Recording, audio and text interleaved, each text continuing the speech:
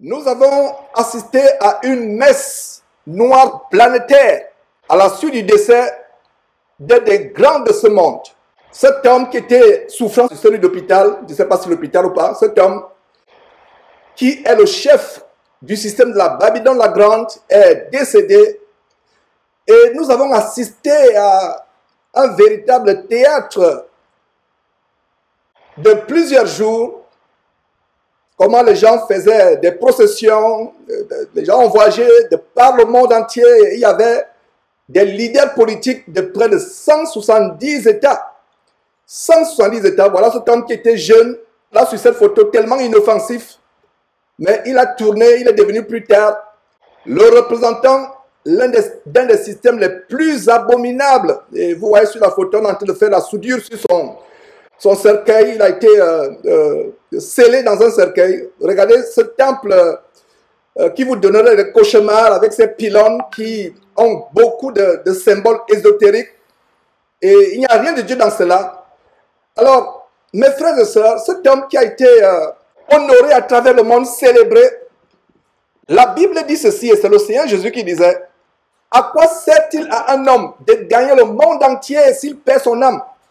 À quoi sert-il à un homme de gagner le monde entier? Cet homme qui était adulé, qui était à la tête d'un système des plus abominables qui est décrit en Apocalypse chapitre 18. On peut voir le système de la Babylone la Grande, cette abominable église catholique qui est née en 382 avec le concile de Nicée, avec l'empereur Constantin qui a voulu infiltrer l'église de Christ. Il a infiltré pour des raisons politiques et il a mis son empreinte sur cette église qui aujourd'hui n'est pas l'église de Christ.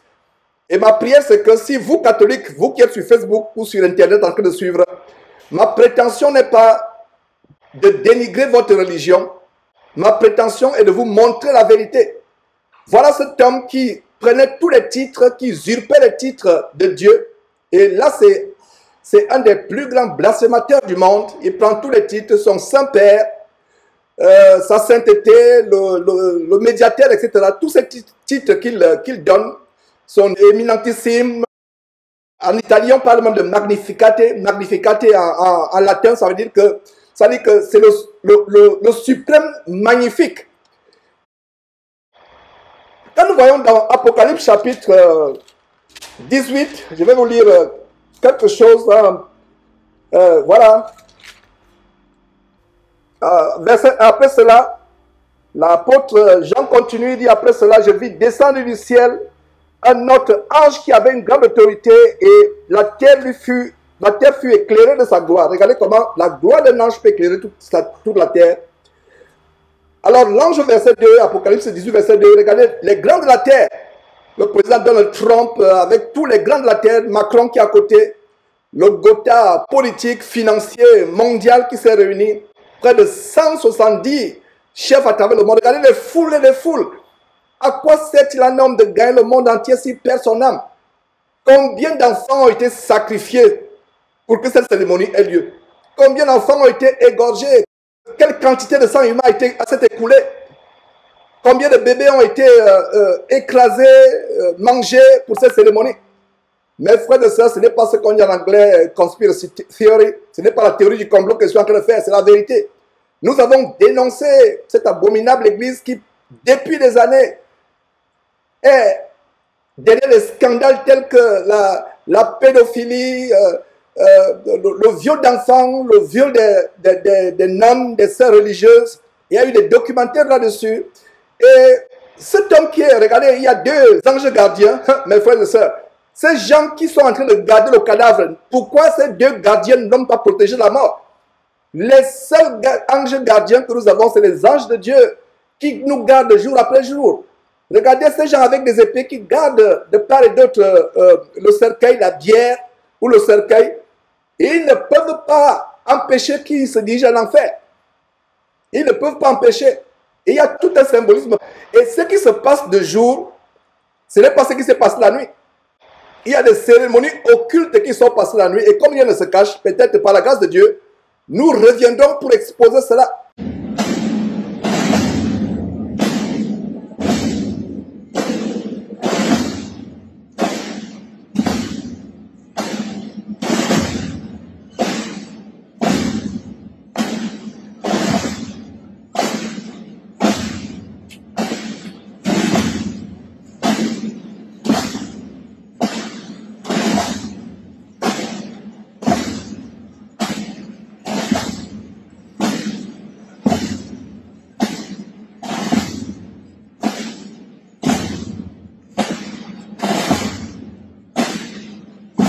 Combien de sacrifices humains, combien de messes noires. Parce que ça, c'est ce qui est vu de jour. Mais ce qui s'est passé la nuit, et même dans la désignation du successeur de ce pape abominable, il y aura des cérémonies ésotériques où il y aura des breuvages avec le sang humain, il y aura la chair humaine qu'on va manger. Je ne raconte pas les histoires, c'est vérifié, c'est vrai. Donc, avant de continuer, mes frères et sœurs, j'aimerais vous partager l'héritage spirituel de cet homme. L'héritage spirituel de cet homme, l'héritage abominable du pape François, voici ce que plusieurs retiendront de lui. Je vais citer une dizaine de choses parmi tant d'autres. La première chose, c'est que cet homme a déclaré que Jésus-Christ était fou. Incroyable, quel blasphème. Il a carrément déclaré que Jésus-Christ était fou. Il était frappé de folie. Il était fou. Le voilà qui a adulé. Cet homme, il a rencontré, il est maintenant en route pour rencontrer son Créateur. Les gens qui le portent dans une procession franc-maçonnique avec des gants blancs, il n'y a rien de hasard derrière ces choses. Il n'y a rien de hasard. Donc, je continue avec l'héritage spirituel de cet homme. Il a déclaré que Jésus-Christ était fou. En deuxième position, il a déclaré que la crucifixion de Jésus-Christ était un échec. Incroyable. Je vous donne la bonne nouvelle. La crucifixion de Jésus n'a jamais été un échec. Si c'était un échec, votre frère Jean ne serait pas délivré du péché. Jésus-Christ est venu pour que nous soyons délivrés du péché. Cet homme qui a adulé, voilà. Est-ce que vous saviez que le pape disait que Jésus était fou? Est-ce que vous saviez que le pape déclarait que la crucifixion de Jésus a été un échec lamentable? Alors j'ai dit au monde entier, la crucifixion de notre Seigneur Jésus-Christ n'a pas été un échec lamentable. Ça n'a pas été un échec lamentable. Donc je poursuis avec quelque chose, des choses abominables que cet homme a déclarées. En troisième position, il adorait Lucifer lors des séances de béatification. Allez faire des recherches pour savoir ce que c'est la béatification. Et laissez-moi vous dire, mes frères et sœurs, que au-delà de ce que vous voyez, il y a de véritables messes noires. Donc ces gens adorent Lucifer. Il y a 10 ans, lors d'une émission de Jésus-Christ TV, j'avais monté un audio. Comment ils louaient, ils adoraient, ils chantaient des cantiques à Lucifer. Dieu n'est pas dedans. Et vous, catholiques, si vous êtes sur Facebook en train de me suivre actuellement, sachez que vous êtes dans un système apostate, un système abominable. Dieu vous demande de sortir de ce système. Et même la musique qui passe avec ces vidéos, j'ai arrêté cette musique expressément pour ne pas blasphémer, parce que même cette musique vraiment me donne la chair de poule et me suscite à moi la colère. Nous poursuivons avec son héritage. Donc, non seulement il a déclaré que Jésus était fou, il a déclaré que la crucifixion de Jésus-Christ était un échec. Il adorait Lucifer lors des séances de béatification. Il a même ordonné le baptême des extraterrestres. Il y a eu des émissions là-dessus, il y a des documentaires. Comment le pape est dans un agenda mondial qui consiste à ouvrir un portail. Je ne sais pas, faites des recherches pour vous qui aimez faire des recherches. Tapez Project Bluebeam. Project Bluebeam, B-I-A-M. Le pape était dans ce projet. Ce pape, non seulement le pape, le Vatican depuis des années, ils ont un grand télescope qui est là, qui a pour but un observatoire, qui a pour but de traquer les va-et-vient des entités extraterrestres, c'est-à-dire qui sont hors de ce monde. Et l'un des projets, c'est d'ouvrir un véritable portail qui met les humains en contact avec les extraterrestres. Vous voyez le président du Congo que je viens d'apercevoir. Donc le Gotha politique mondial était réuni.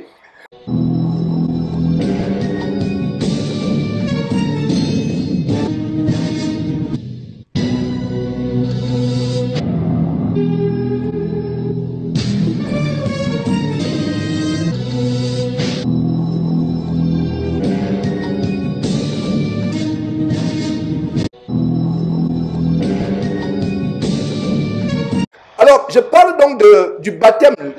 Une des abominations de cet homme, c'est le baptême des extraterrestres. Le baptême des incroyables. Les extraterrestres sont les démons. Donc, il était dans cette mouvance de baptiser par anticipation les extraterrestres. Il n'y a rien de saint dans la religion catholique. Et je suis content de pouvoir, par ma voix, dénoncer ces choses afin que le monde entier sache qu'il n'y a rien de saint dans cette abominable religion. Sortez de ces religions, d'ailleurs de toutes les religions, qu'elles s'appellent protestantisme, baptiste, luthérien, témoin de Jéhovah, mormon, peu importe le nom. Toute religion, toute dénomination ne vient pas de Dieu. Ça a été institué par les hommes. Regardez, ils font les signes des bouddhistes, les mains croisées, le même signe que les bouddhistes font, le même signe que les adeptes des religions mystiques orientales font. C'est le même signe. Et non seulement il y avait des soi-disant chrétiens, il y avait aussi les représentants de toutes les soi-disant religions du monde. Les bouddhistes étaient représentés, les yogis étaient représentés, les francs-maçons étaient représentés, les membres du vaudou étaient représentés, toutes les religions. En fait, c'est l'œcuménisme. Même les représentants du judaïsme étaient représentés. Nous avons affaire à l'œcuménisme. Alors, j'avais mentionné une quatrième abomination. Il a ordonné le baptême des extraterrestres. Et selon lui, le Big Bang et l'évolution ne contredisent pas la Bible ou la parole de Dieu. Donc c'est quelqu'un qui a épousé la thèse de Darwin. Darwin, c'est quelqu'un qui a été inspiré par les démons pour enseigner que Dieu n'a pas créé l'homme, que l'homme vient du Big Bang. Il y a eu cette grande explosion. Et après cette grande explosion, est issue une larve. La larve s'est développée, elle est devenue un tétard. Le tétard est devenu un crapaud. Le crapaud est devenu, ne sais pas, un scorpion. Le scorpion est devenu un singe. Et le singe a évolué, il est devenu un homme. Et si on suit cette théorie, ça veut dire que dans quelques années, on va venir un jour, vous connectez à une émission de Jésus-Christ TV, Georges n'est plus un homme, il est, je ne sais pas, un dinosaure. Donc ça veut dire qu'on va continuer à évoluer. Mais cette théorie est fausse. Dieu a créé Adam et Ève, il a créé le ciel et la terre et tout ce qui se présente. Ce n'est pas le fruit d'une évolution. Donc il a confirmé la thèse de Darwin, la thèse selon laquelle le Big Bang est à l'origine du monde et que le monde ne fait qu'évoluer. Regardez les doctrines, parce que j'ai voulu commencer aujourd'hui par ces choses pour vous montrer que ce pape était d'une abomination indescriptible. Quelqu'un qui ordonne le baptême des extraterrestres. Selon lui, la Bible prouve que Dieu a créé le monde avec le Big Bang et que nous avons évolué. Nous sommes passés dans la larve et nous avons évolué à travers le tétard, à travers le poisson et nous avons évolué, on continue toujours à évoluer. Cet homme est un homme abominable. Une autre chose, c'est que, selon lui, l'homosexualité et le lesbianisme ne sont pas des péchés. C'est ainsi qu'il a institué, au-delà de la bénédiction des extraterrestres, il a institué la bénédiction des couples homosexuels. Voilà, mes frères. Voilà ce que cet homme a fait. Qu'elle suscite la joie ou l'indignation, la déclaration du pape François n'a en tout cas laissé personne indifférent. Dans un extrait du documentaire Francesco, un film consacré au souverain pontife et présenté à la fête du cinéma de Rome mercredi, le pape s'est dit en faveur de la création d'une union civile pour les couples gays. Les personnes homosexuelles ont le droit à une famille. Nous devons créer une loi d'union civile pour qu'elle soit légalement protégée, a-t-il ainsi. Si le pape François avait régulièrement laissé entendre qu'il était favorable à ce type de mesures, c'est la première fois qu'il se montre aussi explicite sur le sujet. Mais cette déclaration suscite déjà la polémique chez les ecclésiastiques, mais aussi chez les fidèles. Comme ici au Mexique, l'un des pays comptant le plus de catholiques au monde. Cette mère de famille estime ainsi que l'union des couples homosexuels est un mauvais exemple pour les enfants. Voilà ce que cet homme a fait. C'est pour ça que nous dénonçons ces choses pour que le monde entier sache que vous, catholiques, Dieu n'y est pas. Oh mes frères, combien d'enfants ont été sacrifiés pour cette cérémonie de plusieurs jours? C'est pour ça que les enfants disparaissent dans nos villes, dans nos quartiers tous les jours. On les envoie par avion. On les égorge pour alimenter ces choses abominables. Et je continue avec l'héritage. On passerait des heures et des heures, mais je vais résumer tout simplement l'héritage diabolique que cet homme laisse. Et les journaux ne vous en parlent pas. Les journaux n'en parlent pas, mais je rends grâce à Dieu de ce qu'on peut avoir une voix derrière cette trompette pour montrer au monde entier l'abomination derrière. Donc, quelqu'un qui a institué qui a institué la bénédiction des couples homosexuels. Incroyable. Une autre abomination, selon lui, c'est normal pour un homme de se transformer en femme et pour une femme de se transformer en homme. Donc, les transgenres, pour lui, c'est tout à fait normal puisque ça fait partie de l'évolution. Oh, mes frères et sœurs, regardez quelques détails funestes, diaboliques, macabres de l'architecture de cette basilique de Saint-Pierre. Oh, quel blasphème! Saint-Pierre n'a rien à voir avec cette basilique. Les gens disent que non, c'est aux ancêtres du pape que le Fils de Dieu, Jésus, qui a donné les clés de l'église. Quand Jésus dit à Pierre, tu es Pierre, et sur cette pierre, je bâtirai mon église. Mon église, tu es Pierre. Et je reviendrai là-dessus un jour pour vous montrer la différence de Pierre et Pierre. Toi, Pierre, s'efface, tu es Pierre, et sur la pierre que je suis, le rocher, la pierre angulaire que je suis, je bâtirai mon église. Donc il y a la Pierre qui est Pétras, le disciple, il s'appelait Pierre, c'était un surnom que le Seigneur Jésus lui avait donné. Céphas, Pétras, Pierre. Maintenant, sur cette pierre, moi Jésus, la pierre angulaire, je vais bâtir, pas ton église à toi Pierre, mais je vais bâtir mon église à moi Jésus-Christ.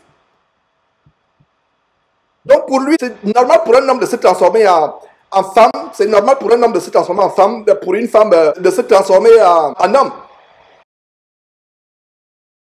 Mes chers frères et sœurs en Christ, la vidéo que vous êtes sur le point de voir est excessivement, outrancièrement choquante.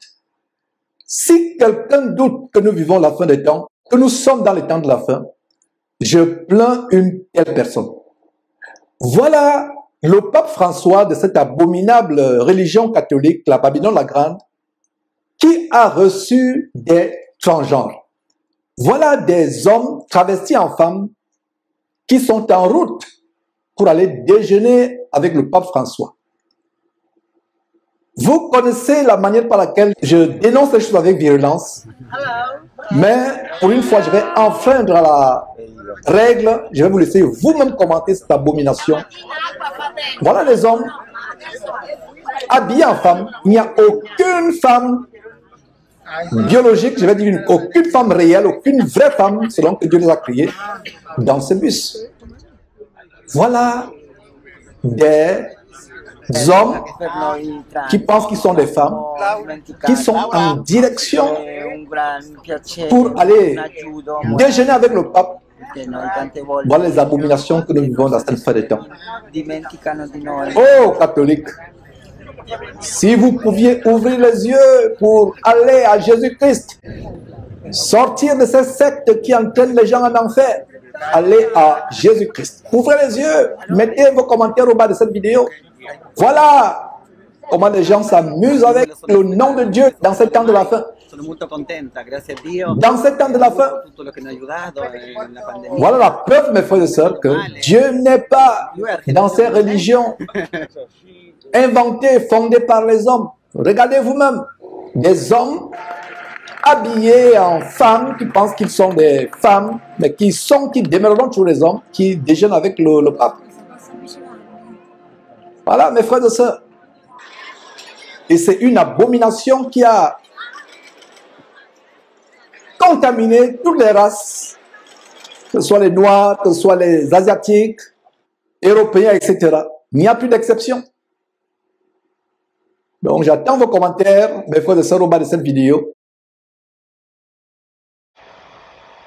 Autre chose encore, l'avortement pour lui n'est pas un meurtre, ce n'est pas un péché. Donc on peut avorter comme on veut. On peut avorter.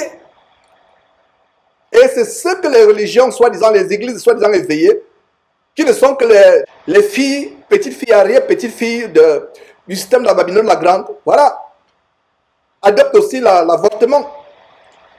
Donc pour lui, l'avortement, c'est normal, ce n'est pas un péché.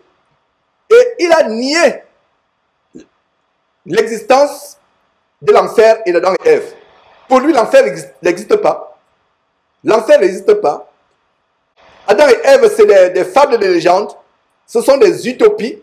Ce sont des légendes, ce sont des contes, ce sont des utopies, des illusions. Ça n'a jamais existé. Donc, il a nié l'existence de l'enfer. Mais laissez-moi vous dire quelque chose. Cet homme va expérimenter ce que c'est l'enfer. Là, il est seul. Le monde entier qui vient de l'aduler. Quand vous mourrez, vous êtes seul. Tous ces gens qui l'adulent, ces processions, ce protocole, cette célébration, cette exaltation avec 170 leaders, chefs d'État et rois et princes de la terre, comme le prince du Congo que vous apercevez, se sont réunis pour aduler cet homme. Mais là, il est seul. Donc pour lui, la Bible, c'est des histoires, c'est des illusions, c'est des utopies. La Bible n'existe pas en tant que réalité. C'est des contes, c'est des légendes. Pour lui, l'enfer n'existe pas.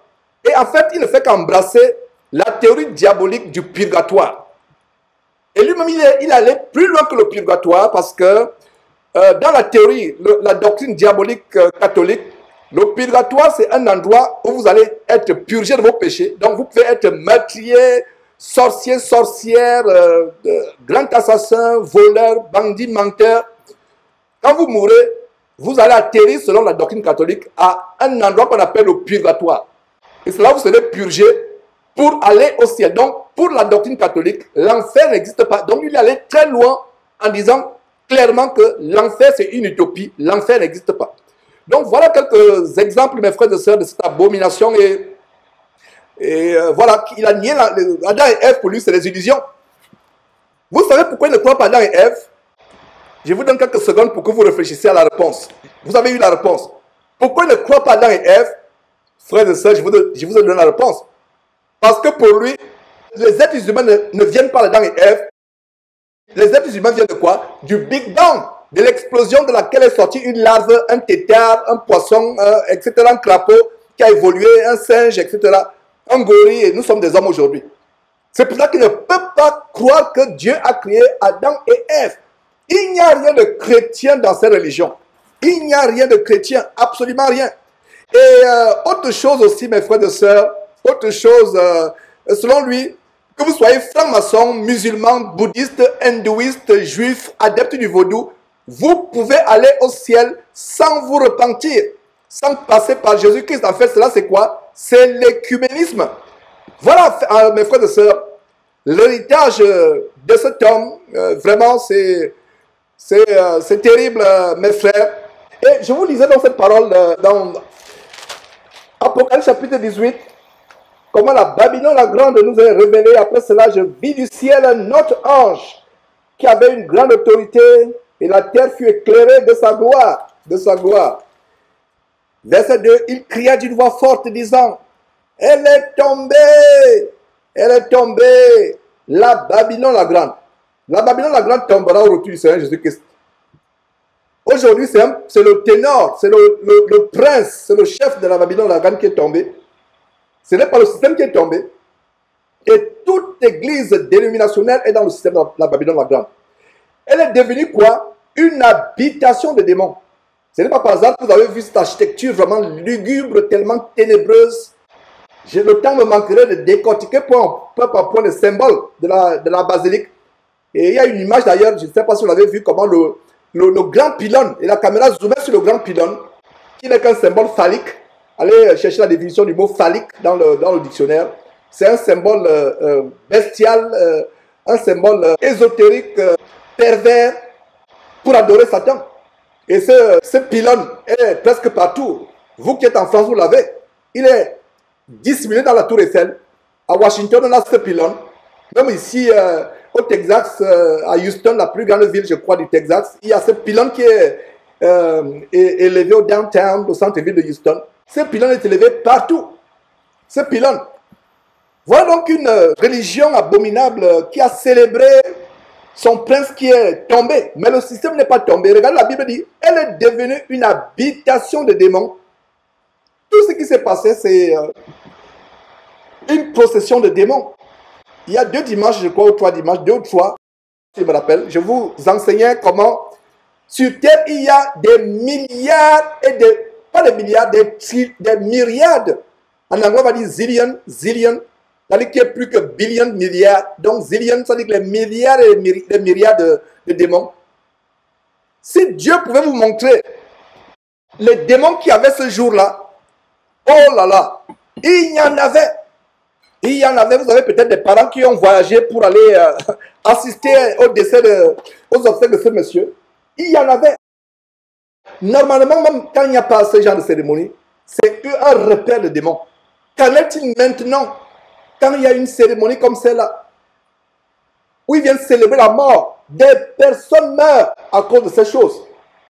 C'est devenu une habitation de démons, un repère de tout esprit impur, un repère de tout oiseau impur et odieux. Oiseaux impurs et odieux, là, ce n'est pas les oiseaux physiques. Ce ne sont pas les oiseaux physiques. C'est pour ça que vous voyez, leur sculpture représente quoi? Des reptiles, des oiseaux et autres. Allez lire Romains chapitre 1.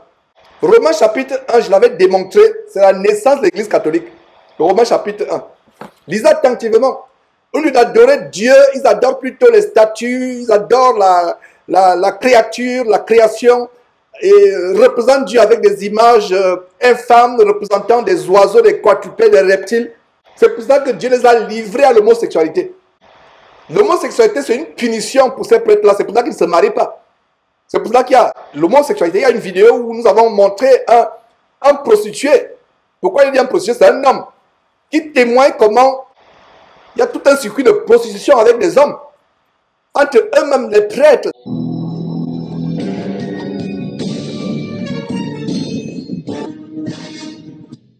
Sexualité des prêtres. En Italie, l'enquête d'un journaliste dénonce la loi du silence autour des liaisons qu'entretiennent les prêtres avec des hommes. Voici le prêtre napolitain par qui le scandale arrive. Une double vie avec un prostitué de luxe, des soirées de sexe et de cocaïne, financées par les offrandes des fidèles, et filmées ici en secret par Francesco Mangiacapra. Il vient de publier ses souvenirs et révèle s'être spécialisé pour cette clientèle toute particulière. J'ai eu des rapports sexuels avec des dizaines de prêtres. Beaucoup parmi eux se présentaient comme tels, venaient parfois en soutane. D'autres ne me révélaient leur statut que plus tard. Tous m'ont payé des centaines d'euros à chaque fois, dans le but d'acheter ma parole, de garantir mon silence. Cette double vie serait pratiquée au sein même de la curie romaine, le gouvernement qui entoure le pape. C'est en tout cas ce qu'affirme un ancien prêtre, secrétaire d'un grand cardinal. Devenu laïc, Francesco Lepore nous raconte ses années passées au secrétariat d'État, un des lieux les plus secrets au monde. Ce que j'ai remarqué, c'est que de très nombreux responsables de la curie avaient des doubles vies. Il y a celui qui a un petit ami, celui qui préfère avoir une vie homosexuelle beaucoup plus libérée, en participant à des orgies gays ou en allant dans des boîtes pour homosexuels. À quelques mètres du Vatican, un prêtre en exercice prend le risque de briser le tabou. Selon lui, tout commencerait lors de la formation des prêtres. Il ironise sur ce col blanc pourtant symbole de vœux de chasteté.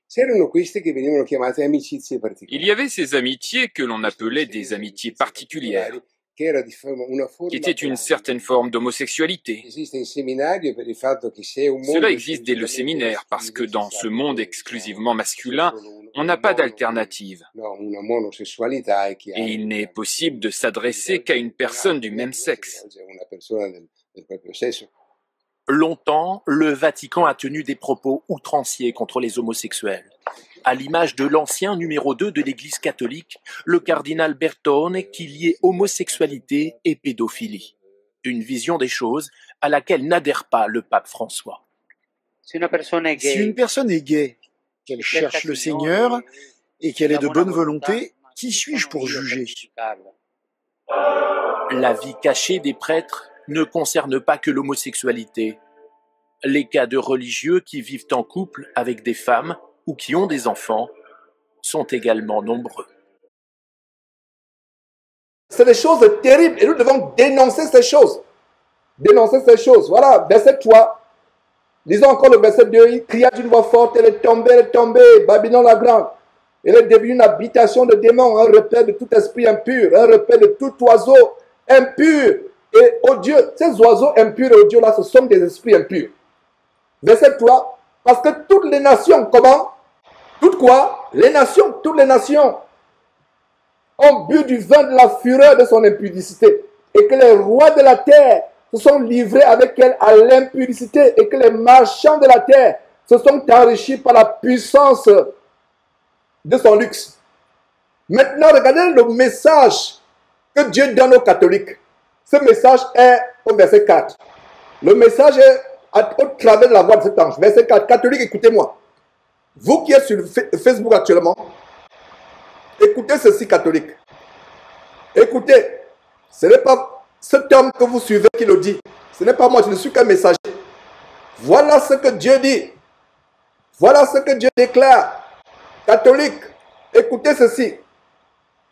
Verset 4. Et j'entendis du ciel une autre voix qui disait: sortez du milieu d'elle, mon peuple. Sortez, sortez, sortez, sortez. Sortez, afin que vous ne participez point à ces péchés et que vous n'ayez point part à ces fléaux. Ça veut dire quoi? Tout catholique qui ne se répand pas sera jugé des mêmes péchés que le pape. N'est-ce pas effrayant?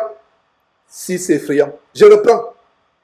Regarde le verset, regarde la révélation catholique. La révélation, c'est quoi? Sortez du milieu de mon peuple, afin que, dans la langue française, dans la grammaire française, afin que vous montre la conséquence, vous montre ce à quoi vous devez être épargné. C'est une condition. Si vous ne faites pas cela, voilà ce qui va arriver. Donc ça veut dire que si vous ne sortez pas donc catholique, et c'est un ancien catholique qui vous parle, j'allais devenir prêtre catholique, moi qui vous parle. Oh là là, Dieu est bon. Dieu est tellement bon. Dieu est, je sais, peut-être que si je n'étais pas mort, je serais peut-être parmi ceux qui vénèrent le pape. Mais Dieu m'a ouvert les yeux. Ce n'est pas un langage de haine catholique. Le langage que je vous donne aujourd'hui, ce n'est pas un langage de haine. C'est un langage d'amour. Voilà les Écritures, peut-être la plupart parmi vous, vous n'avez jamais lu ce verset. Vous n'avez jamais lu ce passage parce qu'on vous interdit même de lire la Bible. Votre chef, votre Dieu, que vous appelez Saint-Père, de manière blasphématoire, alors que le Saint-Père que nous avons, c'est le Père du Seigneur Jésus-Christ, le Dieu créateur de l'univers. Votre Saint-Père vous interdit de lire la Bible, et même s'il ne vous interdit pas, il vous dit non, la Bible c'est des histoires, c'est des fables, c'est des contes, c'est des utopies, c'est des chimères, ça dit que des illusions. Non, la Bible n'est pas une chimère, la Bible n'est pas une utopie, la Bible c'est la parole de Dieu, c'est la vérité, elle est vraie. Elle est plus vraie que le fait qu'on soit réunis ici. Et regardez ce que Dieu dit, une mise en garde. Sortez du milieu d'eux afin que vous ne participiez point à ces péchés et que vous n'ayez point part à ces fléaux. Ça veut dire quoi? Si vous ne sortez pas, si vous mourrez étant catholique, le même jugement dont sera jugé le pape, tous les papes, le même jugement dont seront jugés tous les évêques, tous les prêtres, c'est le même jugement que tu seras jugé, toi, simple catholique. C'est le même jugement, les fléaux qu'ils ont fait. Toi, peut-être, tu n'as pas fait l'homosexualité. Toi, peut-être, tu n'as pas mangé la chair humaine dans leur messe noire. Toi, peut-être, tu n'as pas bu le sang humain. Mais Dieu va te juger des mêmes péchés, des mêmes fléaux parce que tu y as participé. Ça veut dire quoi? Tant que tu ne sors pas, tu participes. Il y a des gens qui disent: ah, moi, je crois seulement en Dieu. La vie du pape ne m'intéresse pas. Ce que le pape fait, voilà la révélation. La vie du pape, c'est ta vie. Tant que tu ne sors pas. Si tu veux que la vie du pape ne soit plus ta vie, sors. Mais tant que tu es dedans, tu participes. Il y a une participation inconsciente, il y a une participation active dans la théorie de la conspiration, dans la théorie du complot, la théorie de la complicité. Il y a des complices volontaires, actifs, conscients. Il y a même des complices passifs, involontaires, inconscients. Beaucoup sont complices des fléaux du pape de manière inconsciente. C'est pour ça que si catholique tu m'écoutes, et Dieu a voulu que j'évangélise les catholiques ce matin, ou ce soir selon votre temps. Si catholique tu m'écoutes et tu as une carte de baptême, brûle cette carte de baptême. Si tu as des objets tels que les chapelets, des bidons d'eau, bénite pour ne pas dire de mort, des livres, des bréviaires, des grimoires, des livres de prière, etc. Et même la Bible, ils ont une Bible, la Bible TOB, top. Ils ont leur Bible. Si vous avez la Bible de Jérusalem, la Bible top, brûlez ces choses. Achetez-vous Louis II, 1910, que j'ai, ou en anglais, King James 1600. Donc, tout objet catholique dans votre maison, brûlez et faites une prière de repentance à Dieu et une prière de révocation. Parce que l'abomination catholique avec les statues et autres, il y a une malédiction dans le livre d'Exode chapitre 20, verset 4 et suivant. Une malédiction qui s'étend non seulement sur ceux qui adorent les statues, comme la Vierge Marie, on a montré, j'ai montré il y a quelques semaines, des gens qui portent des statues, qui ne parlent pas, qui ne voient pas, et qui finissent par tomber et se fracasser.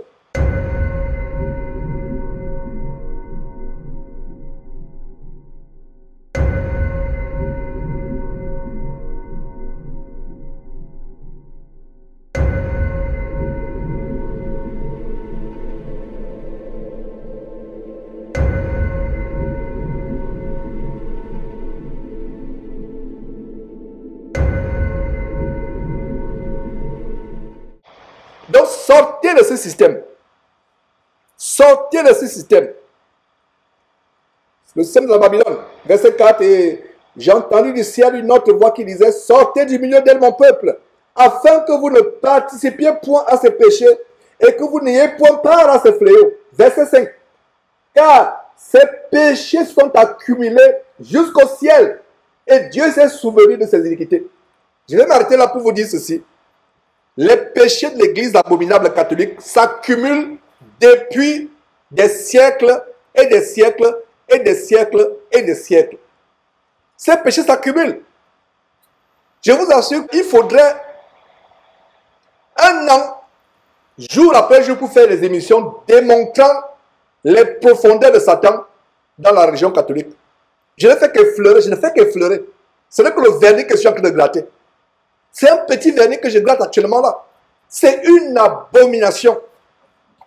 Et vous qui êtes dans les églises soi-disant éveillées, les églises de Compassion de Tunassi, ICC de Grand Cassano et autres, moi je ne suis pas dedans. Laissez-moi vous dire que dans cette cérémonie, il y avait le représentant de la Fédération protestante française, la célèbre FPF, qui était présent dans ces obsèques. Le représentant de la Fédération protestante française est écuménisé. Écuménisé. Les protestants étaient représentés.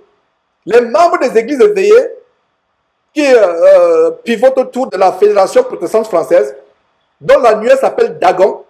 Il n'y a pas de coïncidence avec ces choses-là. Dagon, c'est la principauté diabolique. C'est le démon des Philistins dans la Bible. Le dieu Dagon des Philistins. Et l'annuaire de la Fédération protestante française s'appelle Dagon. Et c'est là où il y a toutes les églises que vous voyez, les églises évangélico-protestantico-pentecôtistes en France, soit des églises réveillées, sont affiliées à la Fédération protestante française.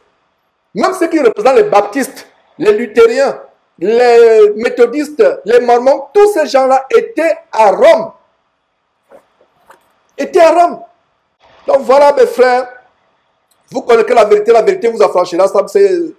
Le monde en a parlé, les télévisions, je vous assure que pour ceux qui regardent encore la télévision, vous avez été saturés par ces images. Depuis des jours. C'est tout ce qui passait à la télévision. Sur Internet, sur Twitter, sur un peu partout, Facebook. Le monde était saturé par cette cérémonie macabre.